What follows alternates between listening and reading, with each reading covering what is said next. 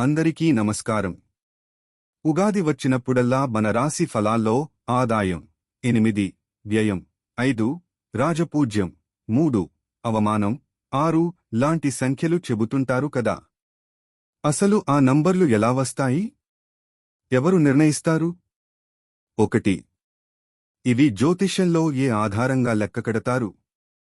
వీటిని పంచాంగ శ్రవణం సమయంలో సంవత్సరానికి గ్రహాల స్థితి ఆధారంగా నిర్ణయిస్తారు. ఇది 2 భాగాలుగా ఉంటుంది. ఆదాయం, వ్యయం, ఇన్కమ్ వర్సెస్ ఎక్స్పెన్సెస్. మీ రాశి, మూన్ సైన్ నుండి గ్రహాలు ఏ ఇంట్లో ట్రాన్సిట్ అవుతున్నాయో బట్టి పాయింట్స్ ఇస్తారు. ఆదాయం పెరిగే గ్రహస్థితులు: గురు, జూపిటర్ 2వ, 9వ, 11వ ఇళ్లలో. శుక్రుడు లాభస్థానంలో, బుధుడు ధనస్థానంలో. ఇవి ఆదాయం పాయింట్లు పెంచుతాయి.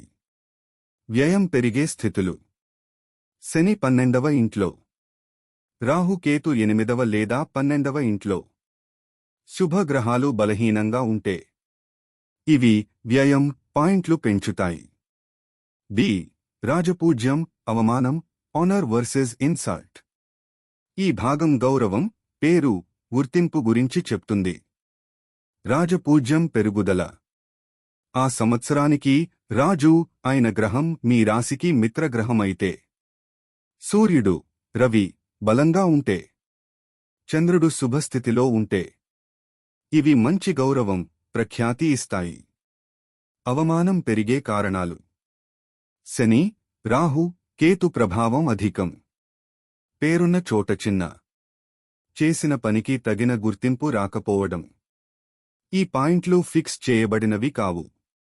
వీటిని ప్రతి సంవత్సరపు గ్రహ గతి బట్టి లెక్కిస్తారు. అందుకే ప్రతి సంవత్సరం పాయింట్లు మారిపోతాయి.